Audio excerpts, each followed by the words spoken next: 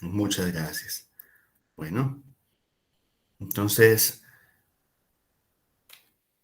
el primer elemento está en que hay que tener una expresión serena, ¿m? Una expresión facial, corporal, postural también, que transmita mucha serenidad. No siempre es necesario sonreír, pero eso sí, el rostro, la mirada deben estar siempre transmitiendo mucha sinceridad, mucha acogida. Las personas por lo general buscan la mirada del otro y ahí también están buscando aprobación, validación, deseo de cercanía.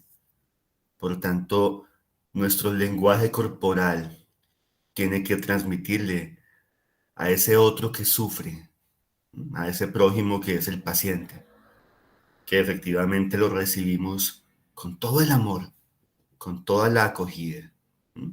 Validando, aceptando toda su historia, todas sus vivencias, todo lo que trae. La cordialidad es muy importante. Hay una tendencia creciente en nuestra época a la informalidad y a la mala educación. Es decir, cada vez es más frecuente ver personas mal educadas y lastimosamente las personas mal educadas también se están filtrando a las facultades de medicina. Por ende, eh, ya uno empieza a ver médicos francamente patanes, francamente grotescos y maleducados. Esto es un esperpento. Un médico maleducado no tiene por qué ser. Cualquier persona que trabaje con otras personas y sobre todo los doctores, los médicos, que digamos hacemos la labor más noble, más sublime de todas las labores, de todas las profesiones que quepan, evidentemente no podemos perder jamás la cortesía, la urbanidad y la buena educación. Jamás olviden ser cordiales. El paciente necesita que les demos efectivamente una acogida serena y cariñosa y también una acogida bien educada, cariñosa, amable.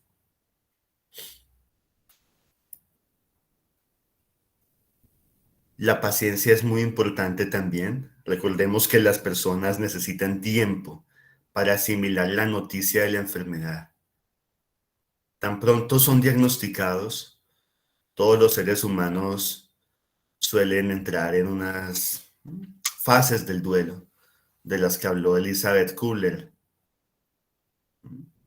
Negación, en un primer momento de shock, de gran sorpresa, es muy frecuente encontrar.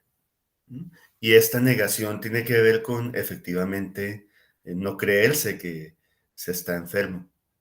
O pueden estar en otras fases, rabia, una ira intensa, sentir que es una injusticia, sentir que eso no puede estar pasando, que no se lo merecen.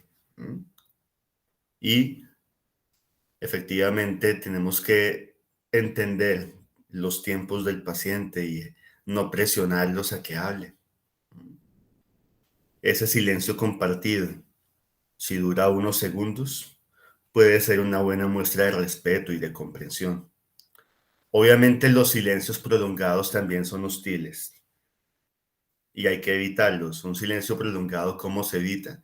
Rompiendo el hielo, haciendo un comentario amable que valida al paciente, mm, elogiándole algo que está haciendo bien, mostrándole algún elemento de los que le ha traído los familiares o la visita más reciente, de algún modo resaltando algo positivo y ahí se va rompiendo el hielo, ¿vale? Fíjense en la mirada de esta doctora. La sonrisa, ¿cómo sabemos que es franca? Cuando es una sonrisa sincera y no hipócrita, cuando efectivamente también sonríen los ojos, cuando Se forman líneas de expresión, arrugas alrededor de los ojos en las zonas periorbiculares. Sonrisas francas, que tienen que ver con el agrado que produce ver a un paciente o también con el deseo de mostrarse más amables. Fíjense que la mirada no es altiva, no es orgullosa, sino que es una mirada que mm, transmite mucha humildad, confianza en el paciente.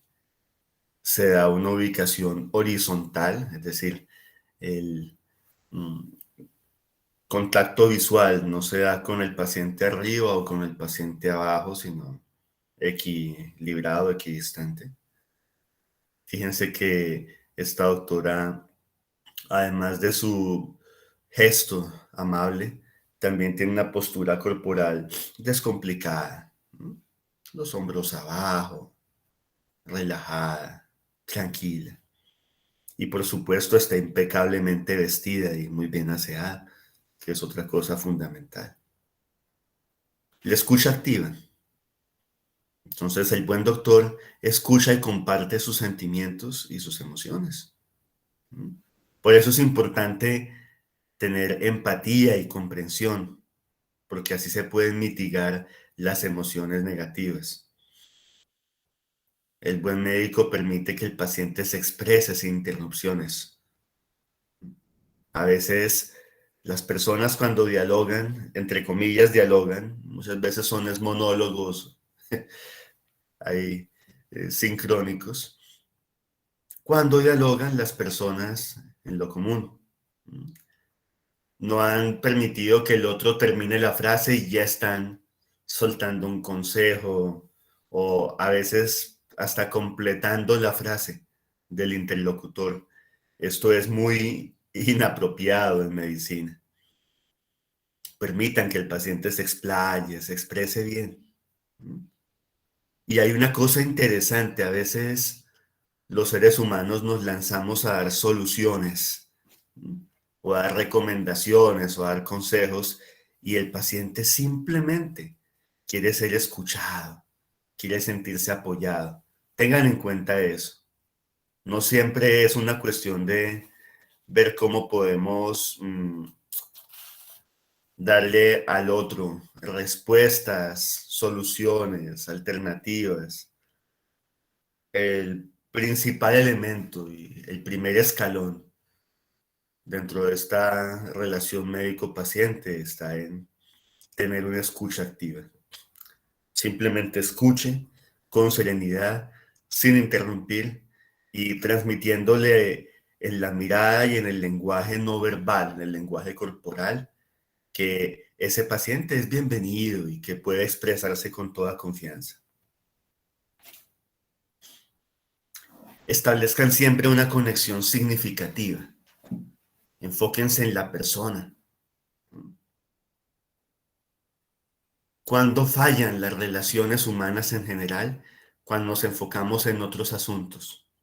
No en la persona, sino en sus ideas, no en la persona, sino en su dinero, no en la persona, sino en su apariencia física, no en la persona, sino en el poder económico, social o político que tenga. Eso es un error. Tengan en cuenta que todos los pacientes son igual de valiosos. Todos los pacientes tienen la misma dignidad. Todos los seres humanos. A veces las personas en los hospitales menosprecian al mendigo, al habitante de calle, porque llegan oliendo feo, desarreglados, desaliñados, a veces francamente andrajosos, sucios. Hay que entender que de todas maneras hay un ser humano ahí con plena dignidad, tiene plena dignidad humana y se le debe tratar con mucho amor, con mucho cariño y con mucha comprensión. En los hospitales también he visto otro error. Se afanan en atender al hijo del concejal, al alcalde, a la congresista, ¿m? Como si acaso el poder político le diera más estatus a un paciente. Por favor, doctores, eviten eso en su práctica cotidiana. Primero, uno no es lacayo de ningún político. ¿M?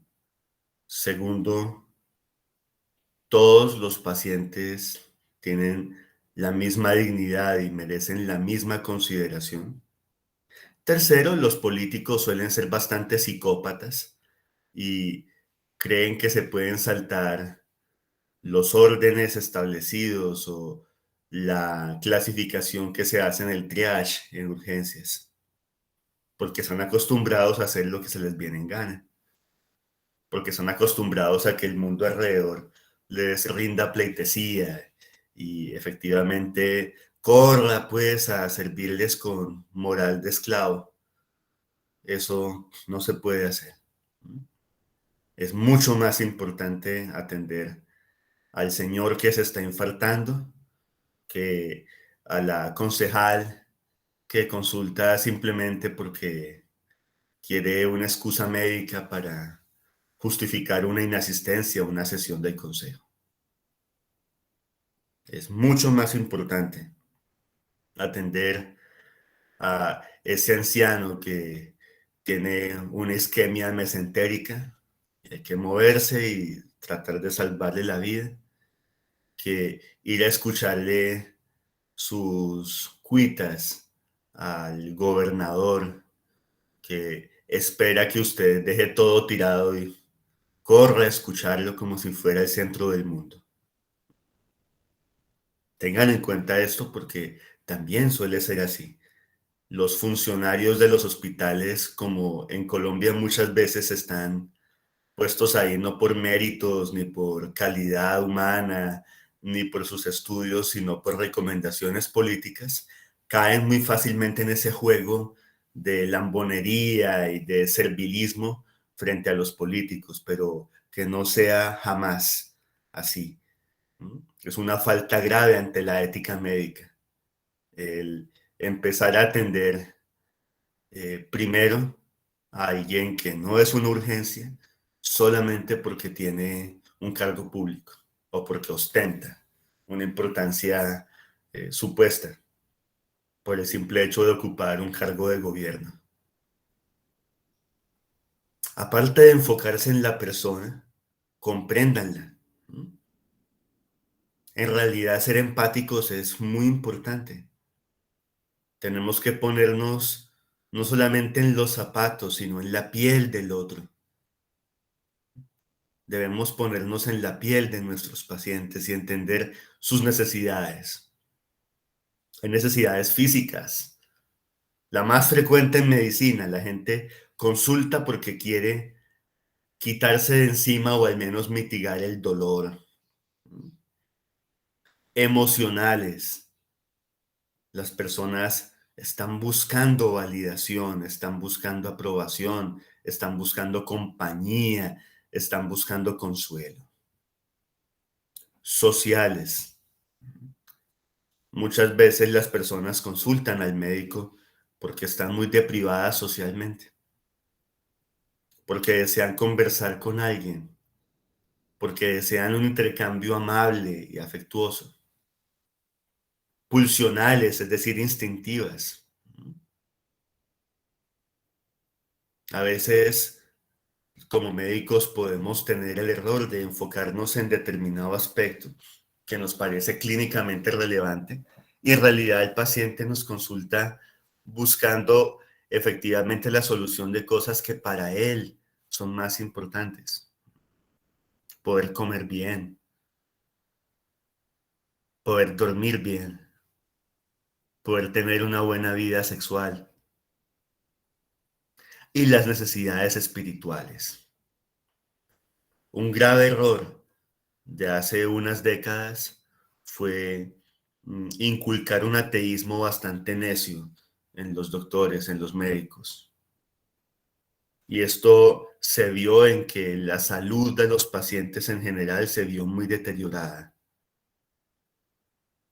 Los seres humanos tienen necesidades espirituales, escúchenlas, atiéndanlas. Así usted no crea. Si ese paciente moribundo le solicita un sacerdote, consígaselo. Así usted no crea. Si ese paciente quiere tener a su lado una camándula, una estatuilla, algún ícono, permítaselo. Así usted no crea. Si ese paciente eh, desea que su visita le haga una oración o algún tipo de ritual de la religión que sea, acéptelo, valídelo. Eso es lo más importante. Muchas veces el paciente ni siquiera quiere vivir más. Lo que el paciente sí quiere es vivir bien, tener calidad de vida. Y dentro de la calidad de vida está el tener una buena vida espiritual.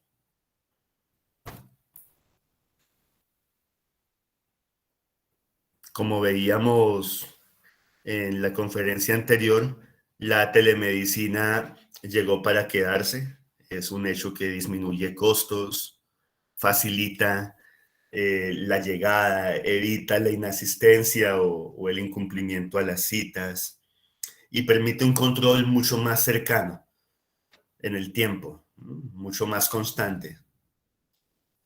Ahora, también la telemedicina tiene sus exigencias. Los pacientes deben idealmente estar viendo al doctor y el doctor viéndolo a ellos.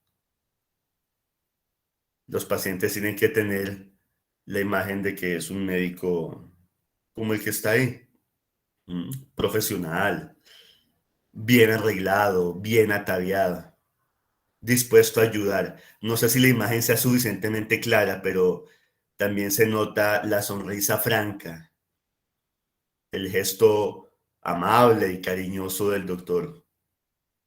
Y sí, efectivamente, este niño y esta señora, muy probablemente madre e hijo, se sienten bien al establecer conexión con este doctor.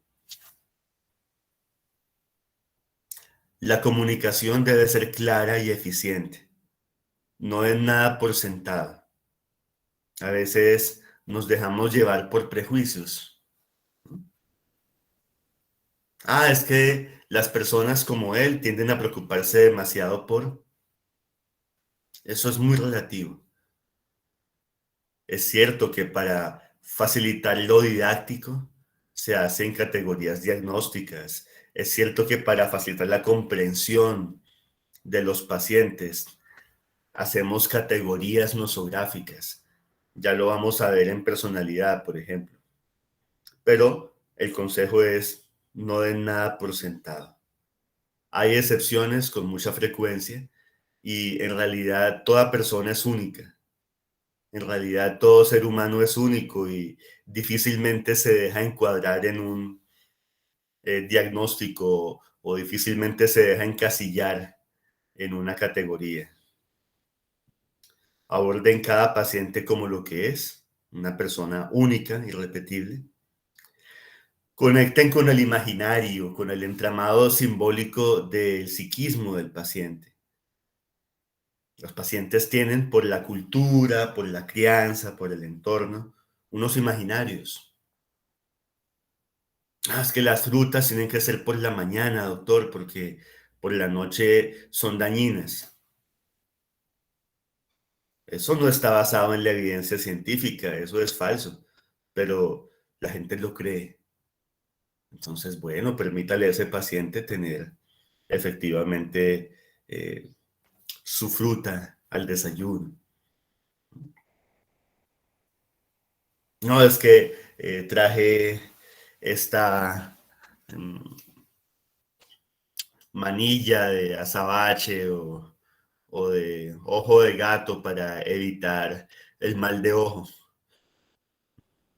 Bueno, póngala lejos, eso sí, de la cuna para que el bebé no se vaya a asfixiar comiéndose alguna de esas pepas, algunos objetos, pero si lo quiere poner allí a la entrada de la habitación, ¿de acuerdo?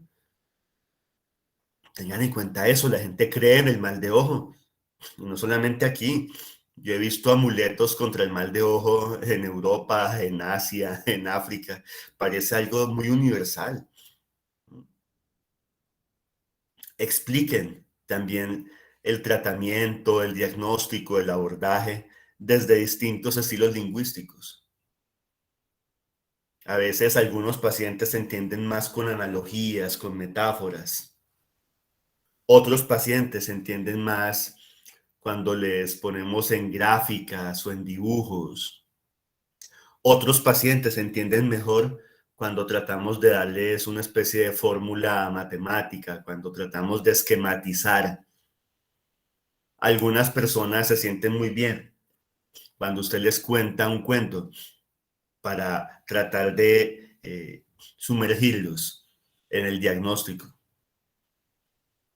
Algunos son muy amigos de poder investigar ellos por su cuenta. Entonces, como hay tanta basura circulando en Internet, es bueno que redirijan a esos pacientes a portales o a revistas que sí tengan alguna validez. Despejen todas las dudas. El paciente muchas veces no quiere saber mucho de en qué consiste el tratamiento. Muchas veces el paciente quiere saber es cuánto va a durar, si va a sufrir o no, cuál es la sobrevida, si va a haber dolores. Entonces traten de despejar todas las dudas, sabiendo que hay dudas que son también imposibles de resolver. ¿Cuánto tiempo de vida me queda, doctora? La respuesta inteligente es, no lo sé. En realidad, ningún médico en el mundo logra saber cuánto le queda de vida a un paciente. Lo que sí puede hacer esta doctora es decirle, yo no sé, espero que usted logre vivir con buena calidad de vida lo máximo que se pueda.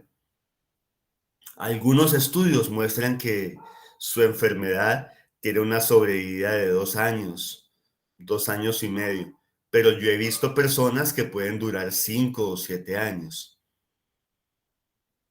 ¿Sí se dan cuenta? Jamás ser tajantes con el pronóstico, jamás ser tajantes con la duración de un paciente. Eso sería muy necio. Y obviamente brinden opciones de información complementaria, pero que sean fidedignas y basadas en la evidencia. En sus hospitales, en sus consultorios, en su práctica clínica. Tengan siempre unos folletos, ojalá escritos por ustedes mismos, unos folletos explicativos para que el paciente pueda ubicarse en el diagnóstico, en el tratamiento. Sepan remitir al paciente a buscadores de literatura médica verdaderos, reales. Como les decía, hay mucha mentira circulando en Internet. Entonces, es bueno siempre que el paciente ojalá busque en Cielo, en PubMed, en sitios en los que de verdad haya artículos científicos escritos con rigor, ¿no? Y por verdaderos científicos. A veces el paciente puede que no esté buscando medicina basada en la evidencia, sino una consejería amable, complementaria a la que usted le dio. Entonces tenga en cuenta ciertos blogs, ciertos portales, ciertas páginas que están diseñadas para eso, para la divulgación científica, que son mucho más sencillas, están escritas en lenguaje mucho más ameno y cualquier paciente las puede entender y puede sacar provecho de ellas. Remita al paciente también a congresos de pacientes, asociaciones de familiares de pacientes. Conéctelo, si lo solicitan, con otras personas que tengan el mismo padecimiento. Es muy importante eso, que haya más información y bien completa, que transmita esperanza frente a la duda. Tengan en cuenta que esas dudas iniciales, cuando el paciente está recién diagnosticado, son provocadoras de mucha angustia y de mucho sufrimiento. En la medida en que tengamos buena información complementaria, el paciente va a estar mucho más tranquilo. El entorno acogedor, tanto si la atención es virtual como si es presencial. A veces los consultorios son impersonales, fríos, unas paredes en blanco, peor aún, paredes en blanco y con moho, paredes en blanco descarchadas, paredes en blanco sucias. En muchos hospitales públicos todavía se cree que la fealdad tiene que estar ahí a la orden del día. No, embellezcan sus consultorios. Como veíamos en la conferencia de cómo armar bien el consultorio, traten de buscar que haya un ambiente cálido, acogedor, agradable. Pinturas, cuadros, elementos decorativos, siempre y cuando no sean objetos potencialmente cortantes o cortocontundentes. Dentro de la seguridad y dentro de la limpieza y la eficiencia a la hora de poder ser aseados, que esos consultorios resulten de verdad familiares y bonitos. Y hay que evitar también el consultorio o el hospital o el ambiente virtual caótico. A veces uno puede ver por ahí pilas de historias clínicas, eh, papeles en desorden, todas las cosas puestas ahí una encima de otra, el montón de pocillos de café atiborrados. No, evitar todo lo que resulte impersonal o frío es tan importante como evitar todo lo que resulte caótico o desordenado. El ambiente debe ser acogedor, un ambiente agradable. Y obviamente la decoración tiene que ser acorde con su personalidad, con su método y con su estilo. A veces los ambientes no van de la mano con el médico. Es muy chistoso eso, el ver que son ambientes impuestos por la gerencia. Y eso no está bien del todo. Es cierto que hay cosas que deben estar en todos los hospitales, deberes y derechos de los usuarios, misión y visión institucionales, de pronto un cuadro explicativo de cómo se realizan los procesos de remisión, de referencia, de contrarreferencia, pero lo ideal es que el estilo y la decoración igual vayan de la mano con lo que usted es. Siempre buscando la máxima seguridad y la máxima comodidad del paciente y también de nosotros. Fíjense, un consultorio organizado con una estantería bien llevada, un médico impecable, sin renunciar a sus peculiaridades de personalidad, es decir, el peinado, el cómo lleve la barba, el color de la corbata, son muy personales, muy propios. No se trata de una homogeneidad totalitaria, ¿no? Quiere poner un reloj de este estilo, como si fuera un cuadro. Bienvenido. Lo importante es eso, un ambiente cálido, confortable. y el paciente efectivamente va a estar contento. Lástima esta pandemia que nos ha hecho prescindir de este gesto tan bonito que es el apretón de manos, pero tenemos que aprender de los orientales a dar saludos muy respetuosos, muy cariñosos y muy cercanos, también haciendo venias u otro tipo de gestos. Es bueno usar la tecnología para que el paciente se involucre. ¿No? Dentro de la e-health es importante todo esto de las aplicaciones digitales, que el paciente tenga una posibilidad de monitorear cómo está su estado de ánimo, que pueda llenar un diario o un test en el que se le anime con qué tipo de alimentos ingiere. Todas las aplicaciones que muchas veces se pueden descargar en cualquier tipo de celular, que hacen que el paciente esté más empoderado, conozca más sobre su salud, esté más relacionado con su autocuidado, pues van a ser benéficos. Y efectivamente, hay sitios, hay portales en Internet de alta calidad técnico-científica, basados en la evidencia, veraces y pertinentes.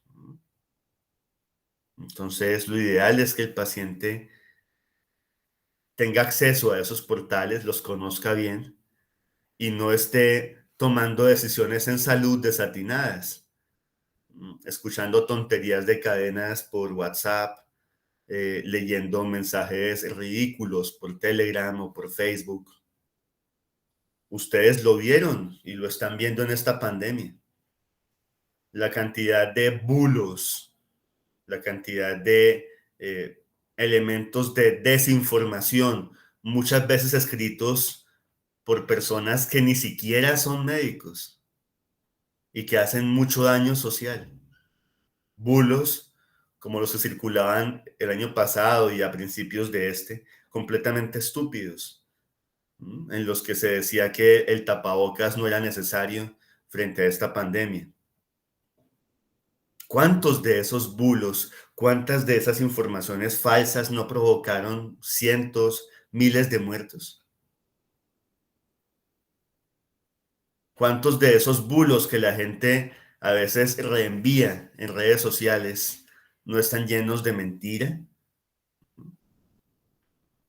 Contra el coronavirus leí todo tipo de ridiculeces, supuestos tratamientos no basados en la evidencia.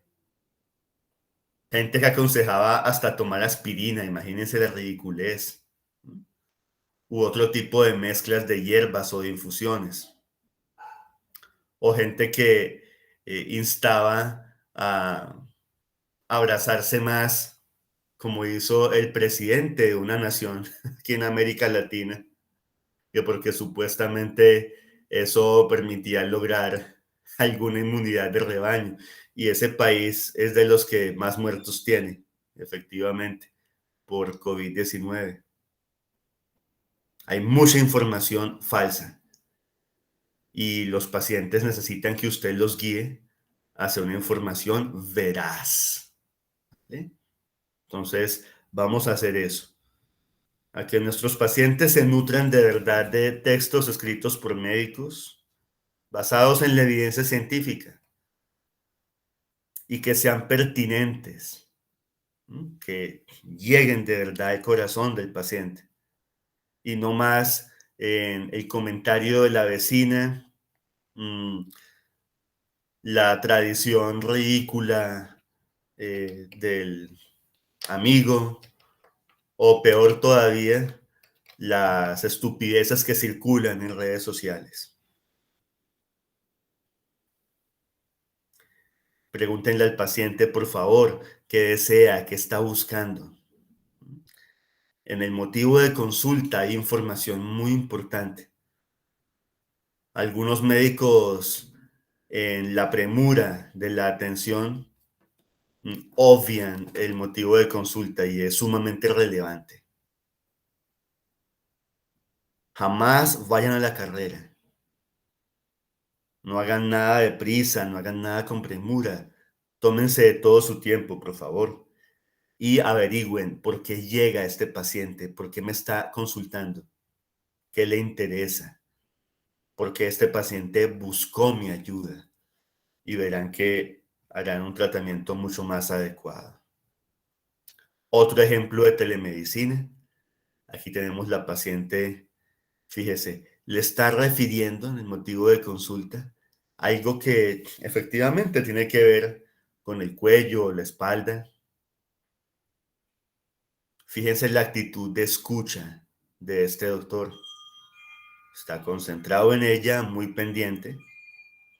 Toda su postura corporal refleja que está interesado.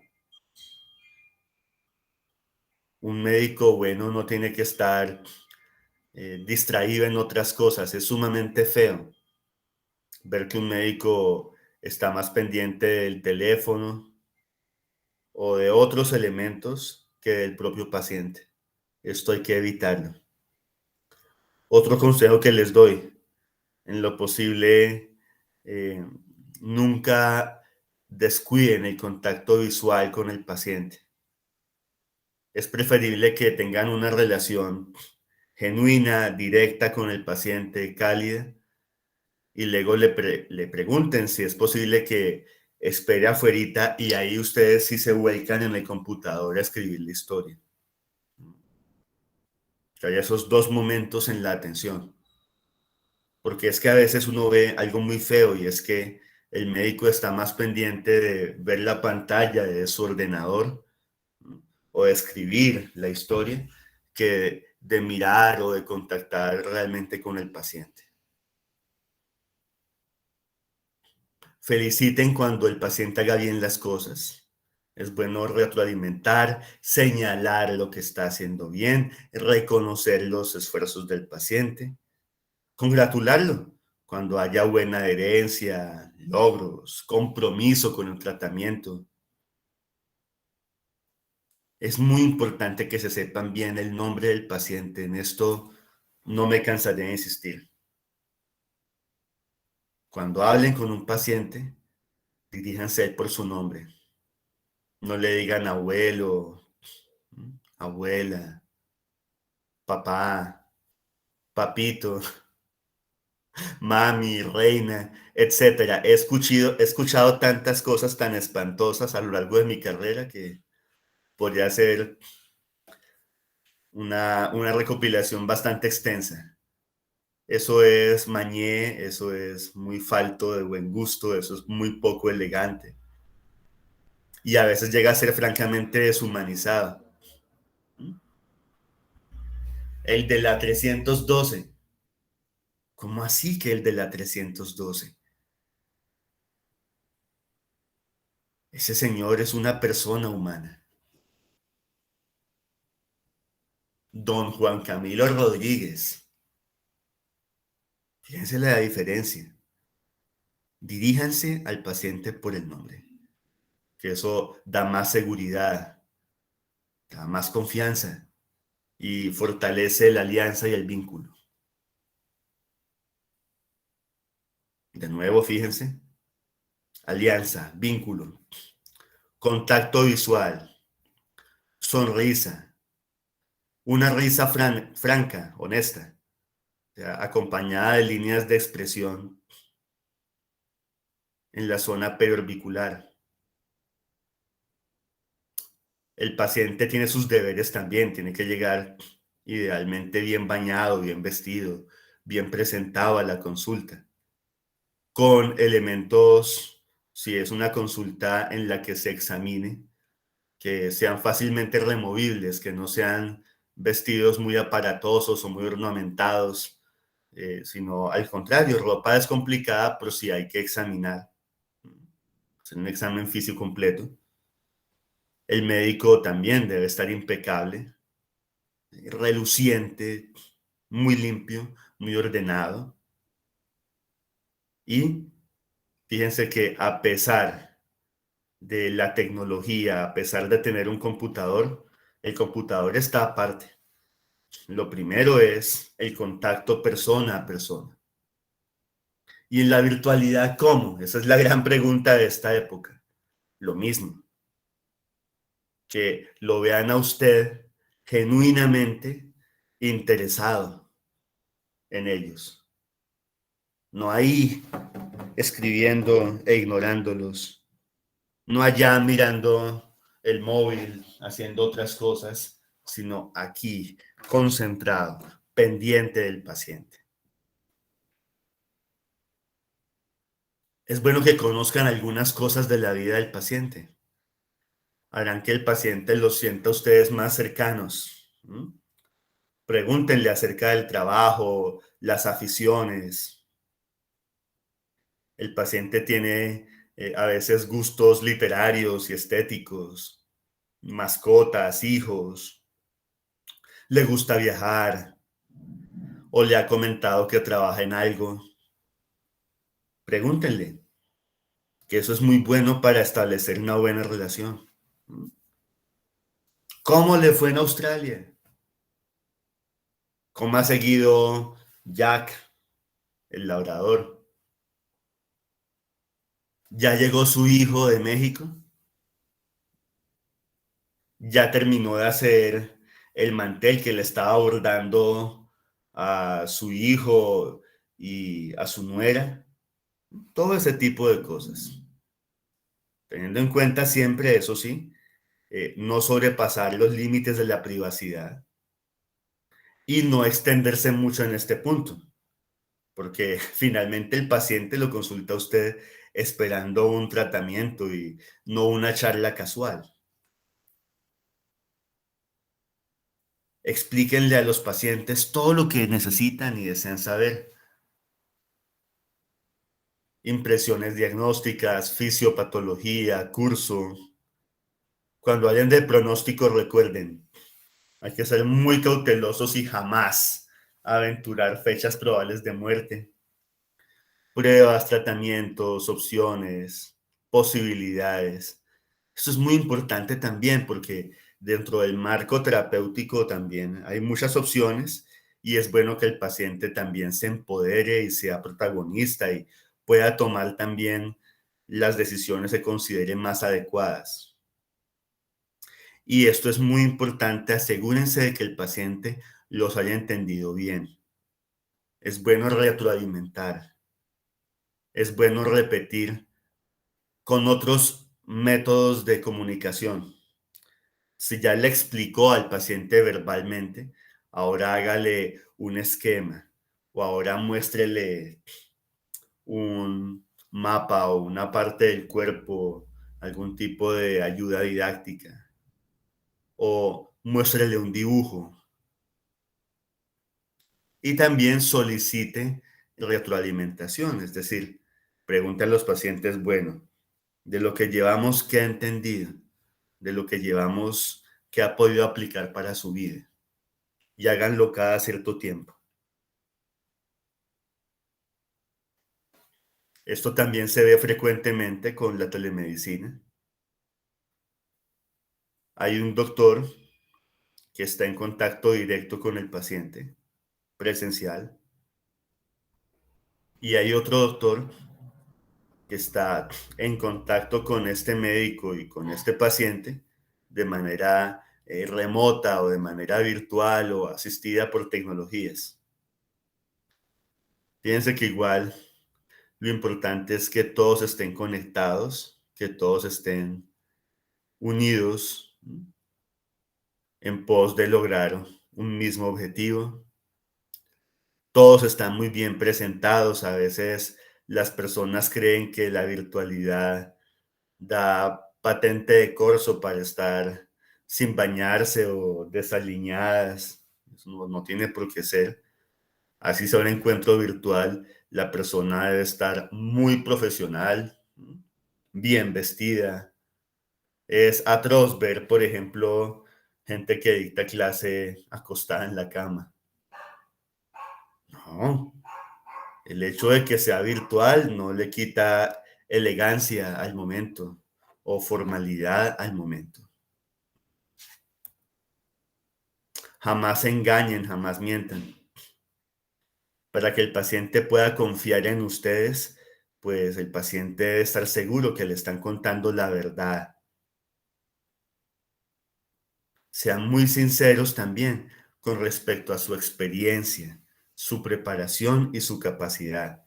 Uno a veces ve estudiantes haciéndose pasar por internos, internos haciéndose pasar por residentes, residentes haciéndose pasar por especialistas. Sean sinceros, preséntense. Buenos días, soy Andrés Felipe Gutiérrez, estudiante de quinto semestre de medicina y voy a hacerle la entrevista del día de hoy. Bien. En cuanto a su capacidad, ay, doctor, de pronto usted me puede decir qué me tomo para esta manchita. Mi estimada señora Aurora, yo no puedo hablarle con certeza sobre eso. Yo soy especialista en neurología, pero efectivamente lo que sí puedo hacer es solicitar una interconsulta a dermatología. Y los dermatólogos, que sí son expertos, van a revisarnos bien esa manchita en la piel. ¿Le parece? Ay, sí, doctor. Bueno, maravilloso.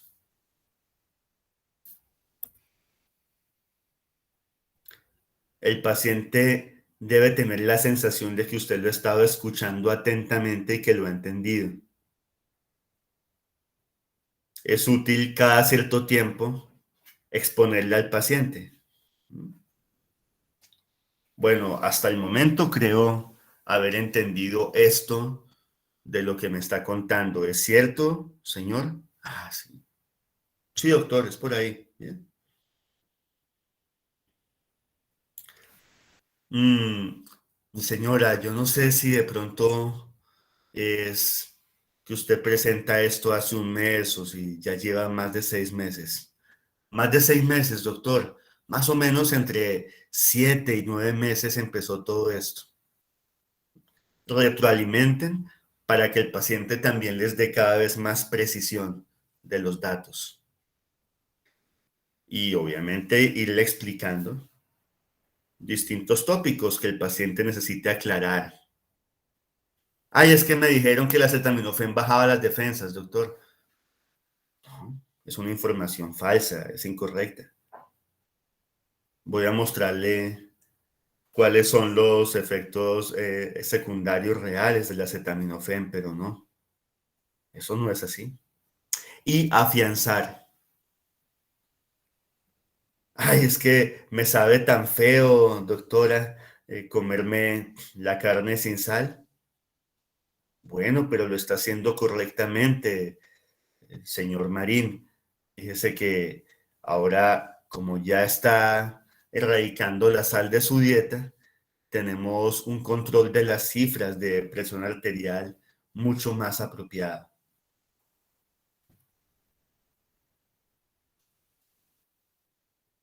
En tiempos de pandemia, quienes están más cerca de los pacientes en estas luchas son los intensivistas o todo el personal, también enfermeros y auxiliares de las unidades de cuidado intensivo o unidades de cuidado crítico.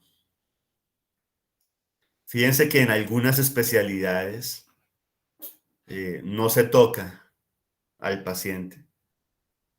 Psiquiatría, psicoanálisis, psicoterapia, pero en otras y sobre todo frente a lo dramático que tiene, por ejemplo, esta pandemia de COVID-19, no solamente es válido tocar, es imperioso hacerlo.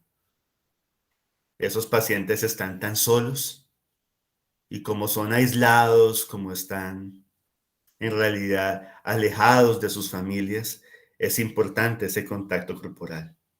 Obviamente con las medidas de bioseguridad pertinentes para proteger al personal de salud. Y también, vuelve y juega, hagan uso de la tecnología. Para alguien hospitalizado por COVID-19 es muy tranquilizante tener a mano una tableta, un teléfono móvil, algún tipo de recurso tecnológico para estar en contacto con sus seres queridos. Hay herramientas lingüísticas que crean cercanía.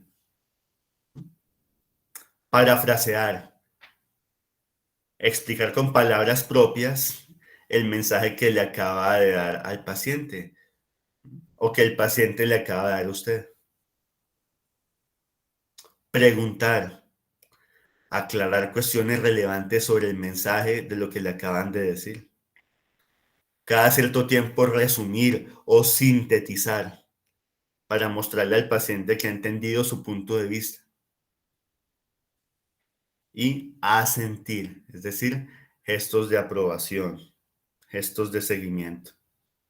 Asentimiento es eso, el poder constatar de manera gestual, de manera no verbal, que se anima o que se escucha o que se le entiende a ese paciente. El contacto visual cálido, hay que mirar al paciente a la cara con interés. Ahora, hay miradas de miradas. La mirada tiene que ser una mirada serena, una mirada tranquila, muy sincera, muy honesta. Y no una mirada cargada de ira o de arrogancia o de soberbia como a veces detecta uno. Si están enojados porque acaban de tener una discusión en sus casas, si están afanados porque tienen una diligencia pendiente, etcétera, explíquenle al paciente.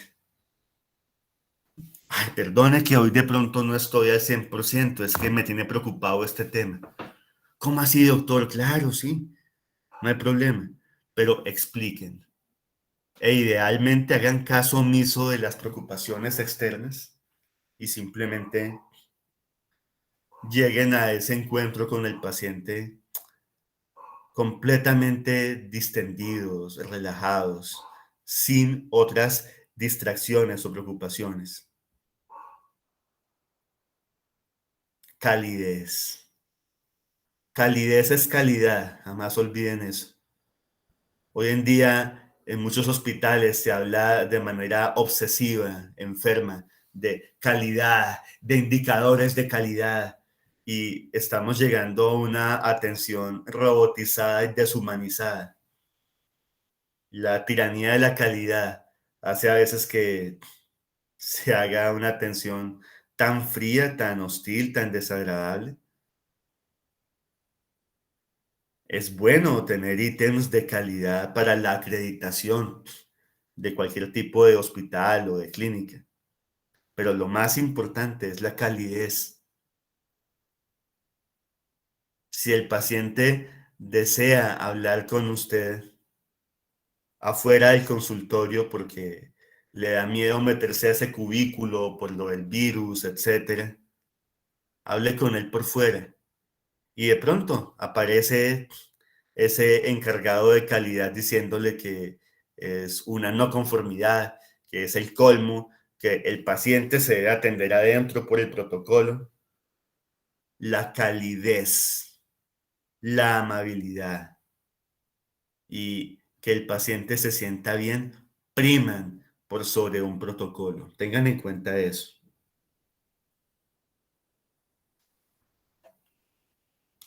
Respeten siempre las creencias del paciente. Mucha gente se aferra con fuerza a una idea, a una filosofía, a un partido político, a un personaje público, a una congregación religiosa o un movimiento social. Eviten, por tanto, comportamientos burlescos o despectivos frente a las creencias del paciente.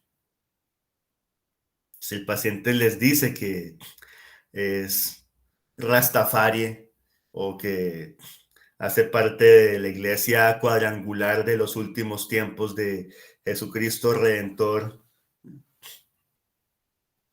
bienvenido. Si el paciente quiere ponerse a tocar panderetas y hacer un canto judío antes de la cirugía, bienvenido.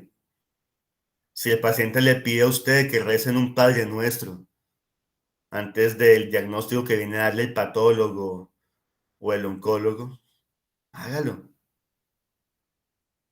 Si el paciente eh, encarga a sus familiares unas hierbas y unas esencias para poder tener buena suerte en la cirugía y se baña con eso, pues siempre y cuando no desencadenen una alergia o una dermatitis, bienvenido. Si el paciente le dice a usted que tiene eh, plena confianza en que algún ser sobrenatural o real o histórico lo socorra, lo ayude, no se burle de eso. Bienvenido.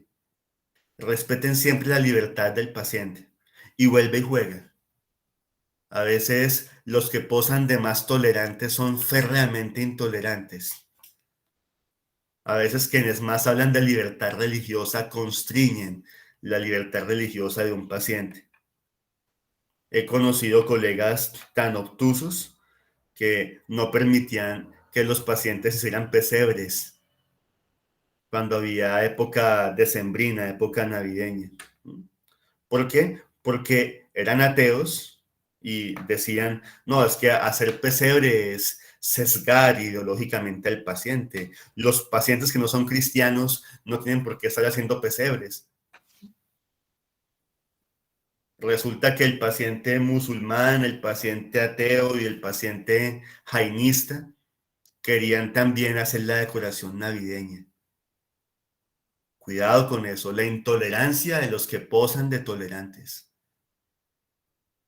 Los que más hablan de libertad religiosa sí que la violan, porque entienden libertad religiosa más bien con una tiranía del ateísmo o con una tiranía de sus propias, digamos, cosmovisiones.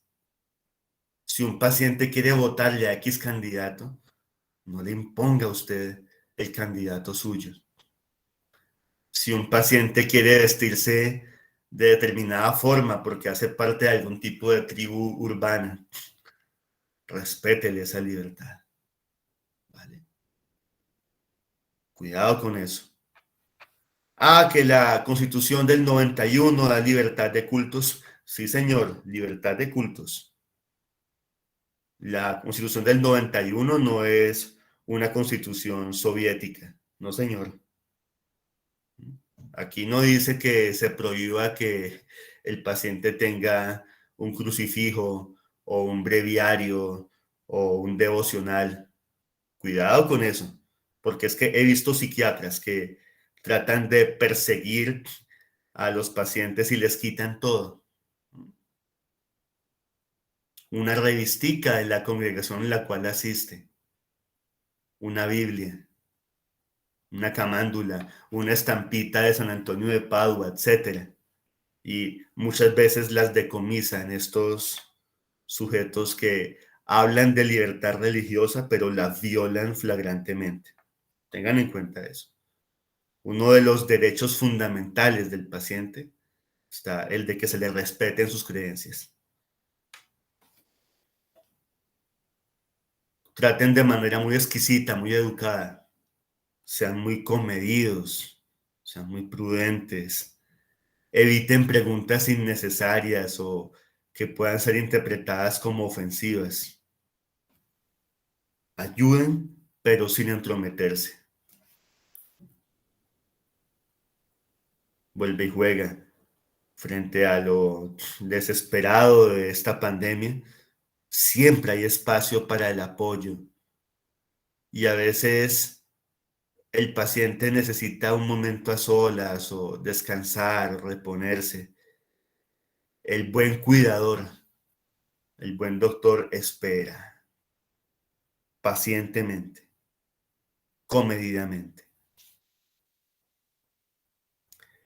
Eduquen por favor al equipo de trabajo.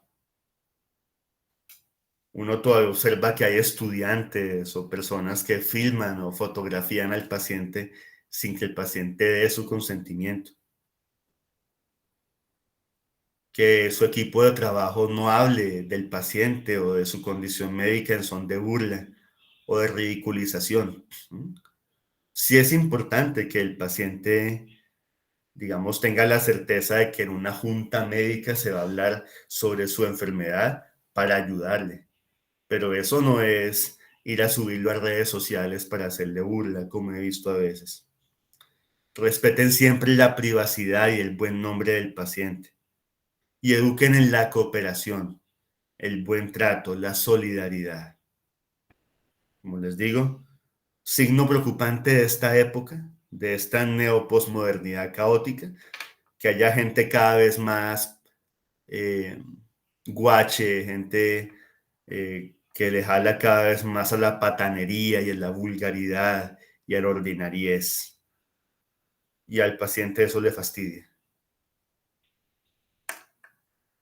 He visto, cuando he sido paciente, a veces situaciones muy indecorosas.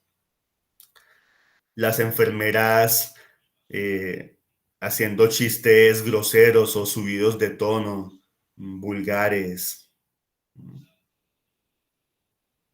El médico haciéndole comentarios jocosos pero ordinarios a sus estudiantes. Eso debe terminar y sí es bueno que los equipos de trabajo se distraigan y puedan contar sus chistes y soltar sus carcajadas, pero no cerca del paciente. Para ello, cada institución debe contar con un espacio, con un estar médico, con unos dormitorios, con unas salas sociales para el personal de salud. Y ahí sí, que hablen de lo que hablen, pero el paciente no tiene por qué estar oyendo majaderías o sandeces de sus cuidadores, porque sí. Hay que educar también al paciente, establecer normas y límites claros. Hay ciertas cosas que se pueden y ciertas cosas que no se pueden. Sean muy claros con sus honorarios, la forma de pago, el monto, la periodicidad. Exijan urbanidad también, exijan respeto, exijan un buen trato y alta cultura. Usted no es mi hijo, usted no es papi, usted no es mi rey, usted no es mona, usted no es muñeca, usted no es, etcétera. He escuchado también muchas cosas bastante ordinarias, ¿no? Usted es el doctor Rodríguez, la doctora Hernández. ¿No? Urbanidad. El paciente no puede estar hablando por teléfono mientras usted lo atiende. Respeto, el paciente no puede venir a insultarlo o a levantarle la voz. Ahora, a veces cuando la persona que está atendiendo se irrita y se deja sacar de casillas, contesta feo y se arma una escalada, ¿no?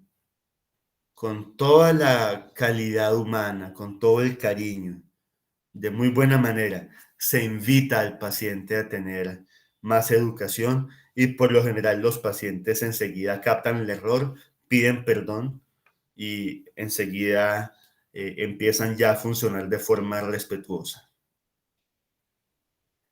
Eviten malentendidos, eviten razones contratransferenciales inadecuadas. La idea es esa, que médico y paciente se puedan llevar bien, que pueda haber cooperación, que pueda haber de verdad alianza terapéutica, un buen vínculo.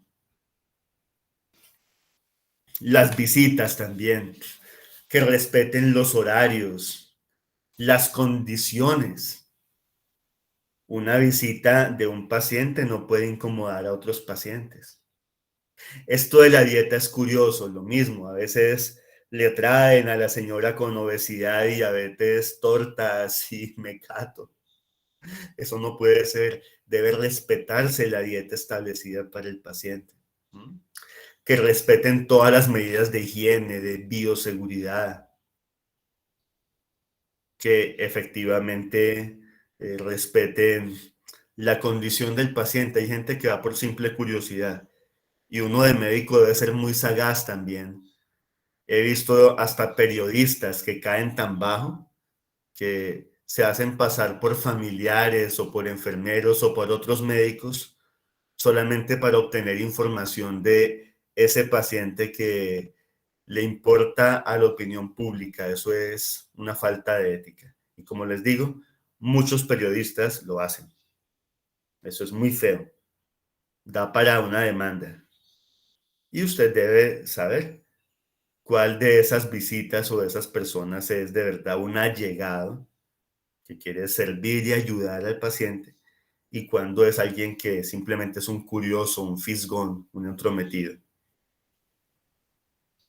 Y que las visitas conozcan la condición de salud del paciente para que entiendan sus capacidades físicas y que adapten la visita a la situación del que está enfermo. Las familias no pueden ponerse a hacer comentarios o recriminaciones o, digamos, regañar al paciente, que las familias no se pongan a opinar sobre el abordaje médico y que las familias no sean tan histéricas y tan dañinas, haciendo exclamaciones y vociferando, lamentándose con frases que expresen desaliento, pesimismo o preocupación. La idea es que la familia esté para apoyar, como está la mamá de este bebé. Fíjense, está con mucho disimulo sosteniéndolo por la espalda, que no se caiga. Le está sonriendo, lo está reasegurando para que no se asuste frente al médico. Está apoyando al doctor en lo que necesite, también tranquilizando a ese bebé. Es un familiar útil. Cuando la familia se pone a hacer comentarios pesimistas o negativos, o peor aún, armarle pelea al paciente, uno sí debe indicarles que se retiren de forma muy amable y muy respetuosa, pero hay que hacerlo con firmeza. Sean muy discretos, no comparen, no hagan comentarios con respecto a anécdotas o enfermedades parecidas en otras personas si no va a transmitir esperanza. Hay que erradicar frases feas, como yo le advertí, es que usted no se cuida, en algún momento le iba a pasar si seguía con esta costumbre, etcétera. Eso solamente culpa al enfermo y lo estresa. Debemos ser muy corteses, jamás entrar intempestivamente en la habitación o llegar con un grupo de residentes o estudiantes sin preguntarle antes al paciente si es posible hacerlo. No coman, no hablen por celular en el cuarto del paciente. Eviten charlar y reír demasiado fuerte. Eviten sentarse en la cama del paciente. Si desean un acompañamiento cálido o es una entrevista prolongada, busquen un taburete o una silla y se sientan al lado del paciente, pero no en la cama del paciente.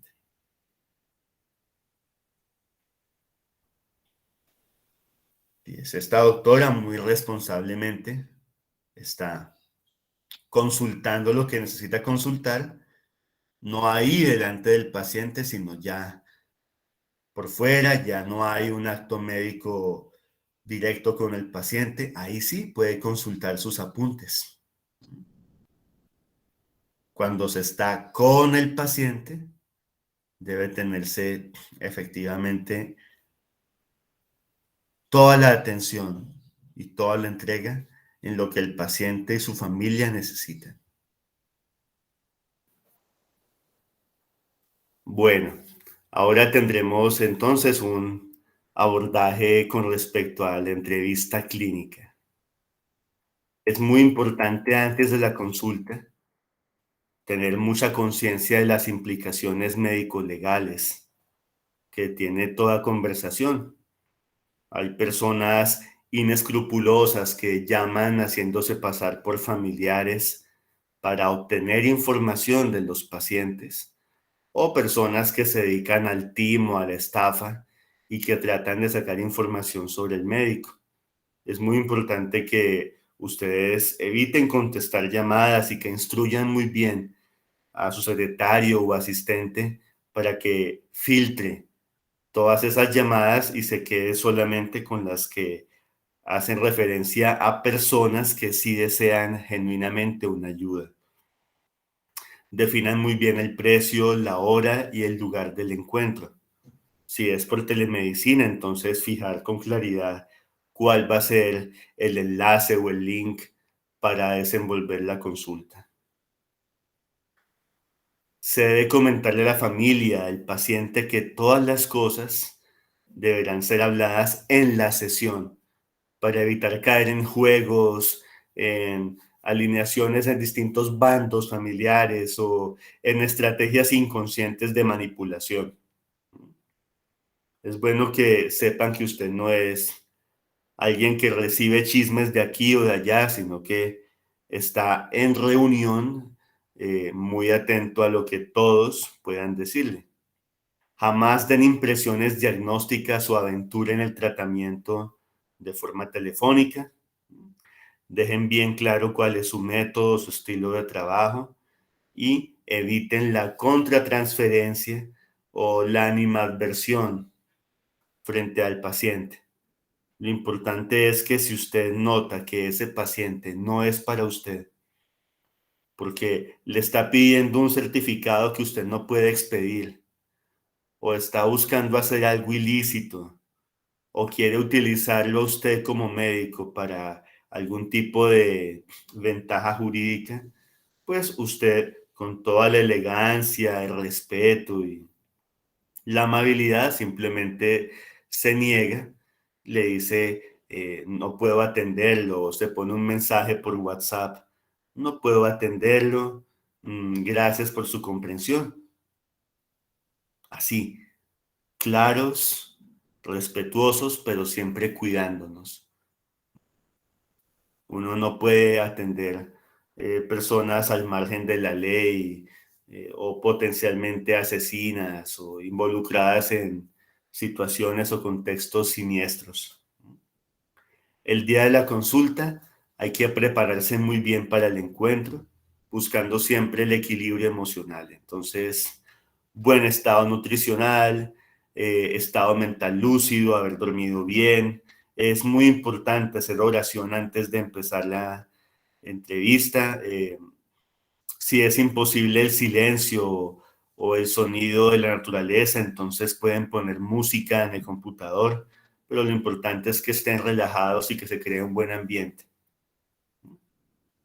En la consulta, entonces, hacer la anamnesis completa, pero con la fluidez y con el ritmo que el paciente proponga. Es decir, no podemos bombardear al paciente con preguntas, que es un error frecuente, y tampoco esperar a que el paciente con lentitud extrema narre todos los elementos irrelevantes. Por eso se habla de una entrevista clínica semiestructurada, es decir, con fluidez, con dinamismo. Algunas preguntas son muy dirigidas para que el paciente no se desoriente y no se vaya por las ramas, pero obviamente respetando también los tiempos del paciente y no apabullándolo con preguntas como quien llena una lista de chequeo. Vibren con el paciente, sintonicen con el paciente. Si es adecuado, pueden hablar de las propias experiencias vitales. Si el paciente pide una consejería, no hay problema con eso.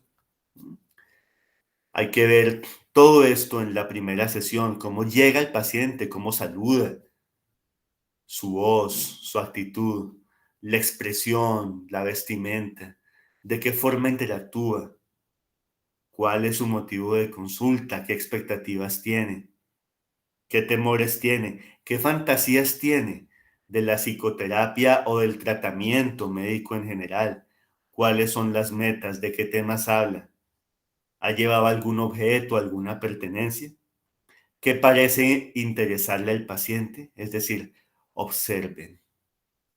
Y mucho antes de juzgar o de interpretar, quédense con la información directa que les da sus sentidos. Observen muy bien, escuchen muy bien, perciban muy bien. Escuchen con paciencia, prestando plena atención. Sean muy cuidadosos con las palabras, los gestos o los detalles, porque todo lo que pues digan o hagan influye en sus pacientes. Y hay que transmitir aún sin palabras la autenticidad, lo genuino de su interés. Es decir, conectarse, estar realmente presentes. Si es un niño, observen muy bien todos estos ítems, sobre todo a qué juega y con qué juega, y cuál es la interacción con los padres o con las otras personas con las que acude, o si llega solo, saber cómo interactúa con usted y con los demás objetos en su consultorio.